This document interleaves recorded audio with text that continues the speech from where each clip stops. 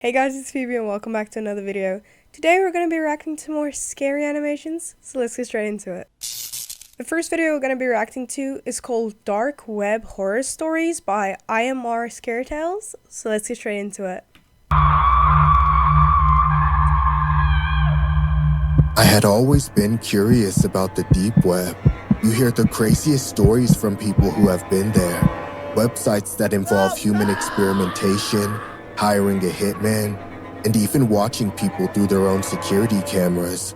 The first thing I stumbled upon was a website extremely centered around death, which gave me a really uneasy feeling, so I didn't hang around that webpage very long. Next, I clicked the website that was dedicated to watching people through security cameras. Most of the screens showed empty living rooms and patios.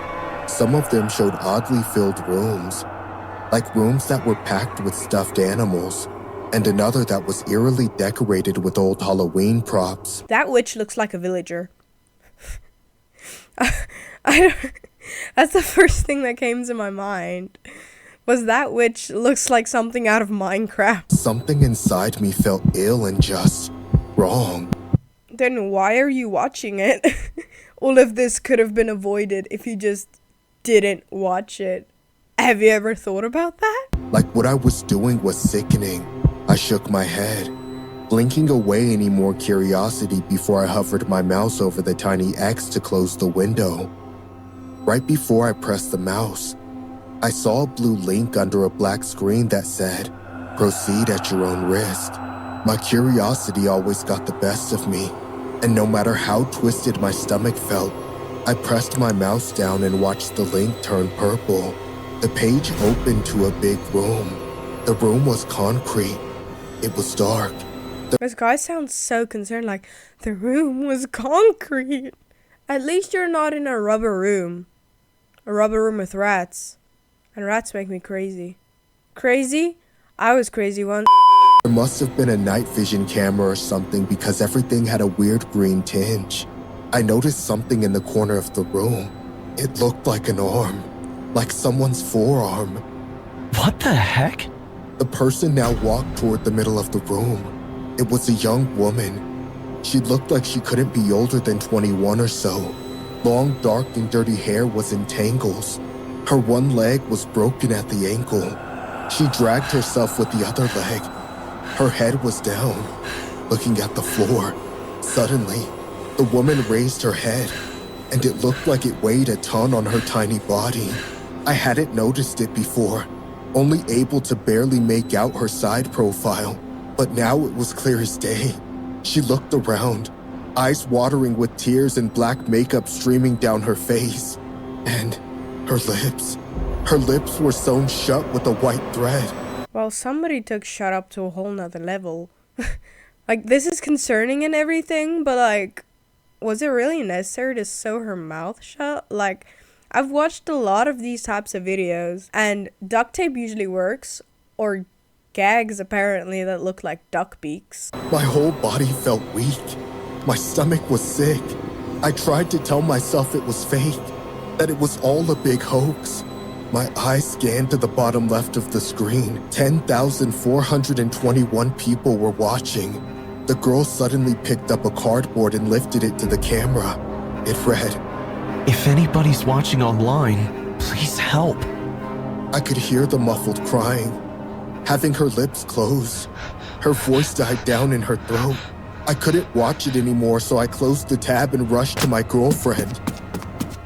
Bella, you're not gonna believe what I just saw. Hey, have you been crying? Look, I know you said to stay away from the deep web, but Are you kidding me? I told you to stay away from that place. You never listen to me. You never freaking do. there's a girl. She's trapped in some basement somewhere, and her mouth is... Oh God, her mouth is like sewn shut. There's blood all over her face and hands. I don't know what to do, Bella. The woman's cries got louder, Bella, what are you supposed to do? Bella says just ignore it. more desperate, but muffled. I think I should call the cops.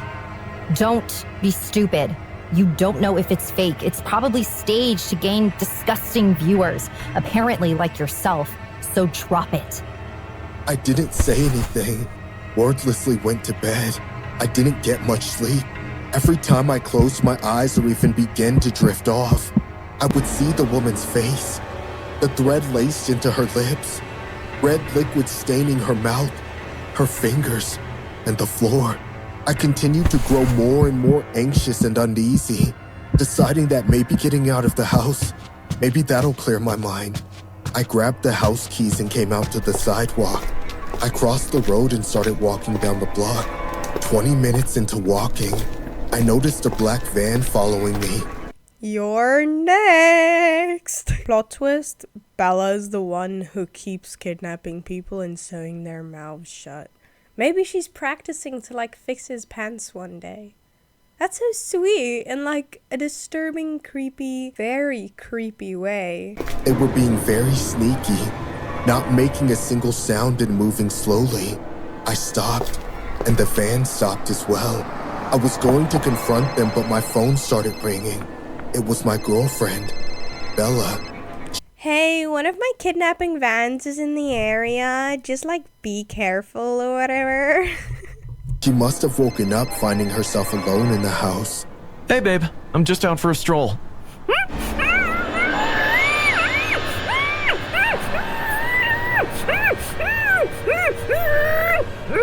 Bella? Hello? But all I heard was a muffled scream. Bella was screaming with her mouth closed. That's when it hit me. A dread of fear rushed down my spine and I started running back toward the house. I stormed through the door, landing straight into the bedroom.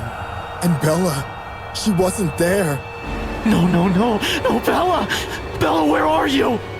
I got a phone call again from Bella, but this time, a man spoke from the other side. Hope you stay away from the dark web, kid. It's not for you.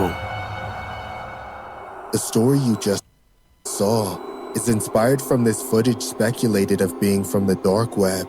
It starts with a girl sleeping on the floor of a dirty room. A camera has been recording her for the past 13 hours. She has barricaded herself inside and now faced with limited amounts of food. This is really disturbing to watch, I'm gonna be honest.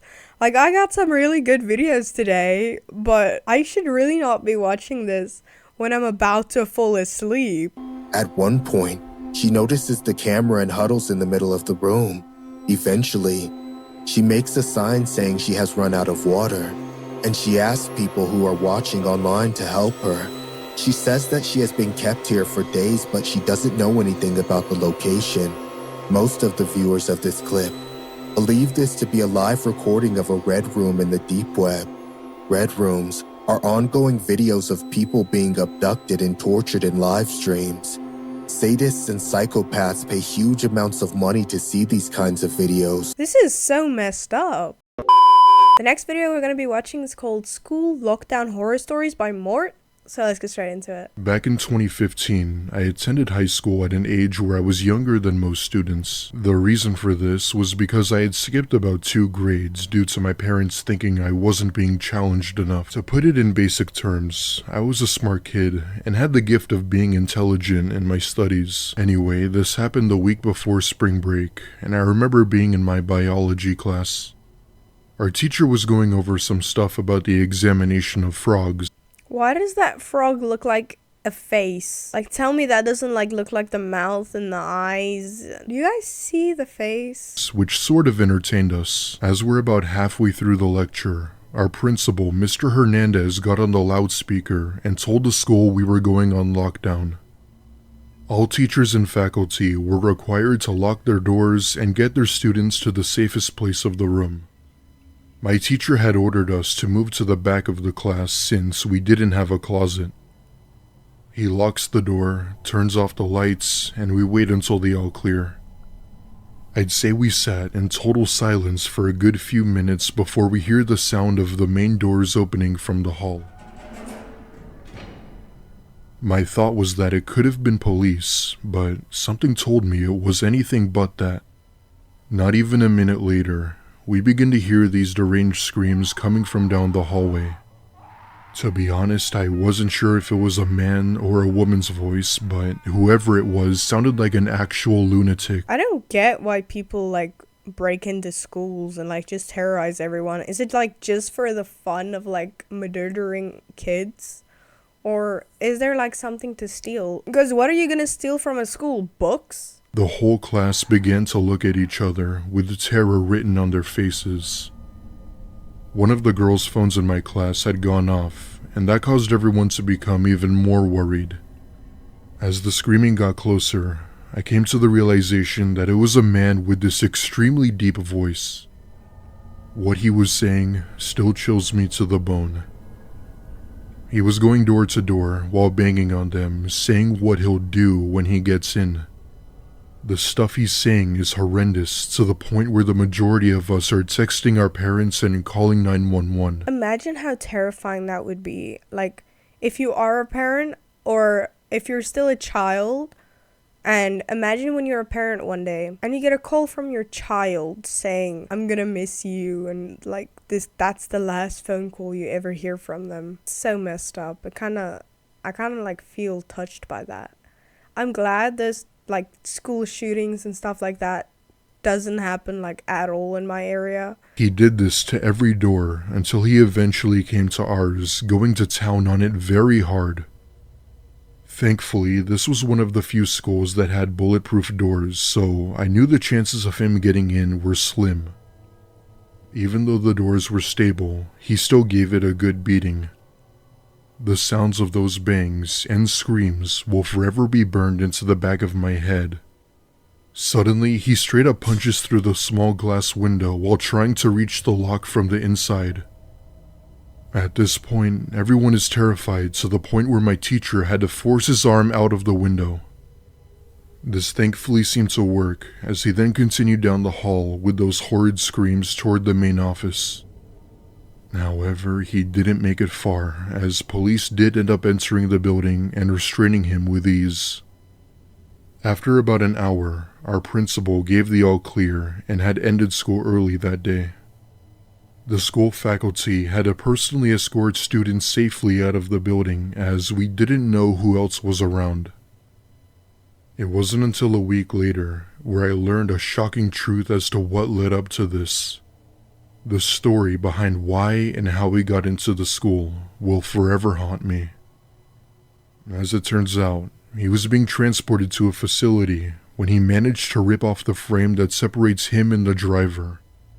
He knocked the driver out cold and put the vehicle to a stop right near the school, where he got out and entered the building. He was insanely strong and had been off his meds for days. It looks like he hasn't slept for days either, or he's gotten another type of med, if you know what I'm saying. He looks like he's seeing rainbows and unicorns throughout the hallways, and just like little elves running after him and torturing his heels. That's why he's screaming. See, I'm a genius. I could become a detective. The driver who was transporting him was fortunately okay and was given proper treatment. Thankfully, nobody was hurt when he entered the school. After that, many parents were outside picking up their kids in a panic. My parents had gone to the school and picked me up as well, and even pulled me out for a few days. As far as I'm concerned, he was likely taken back to a mental facility and is being held there. For the next few weeks, the school had begun doing lockdown drills as a precaution. Nothing has happened since, but I just hope he's getting the proper help he needs. Well, if you guys enjoyed this video, don't forget to leave a like, subscribe, it's free and you can always change your mind later. And I will see you next time. Bye.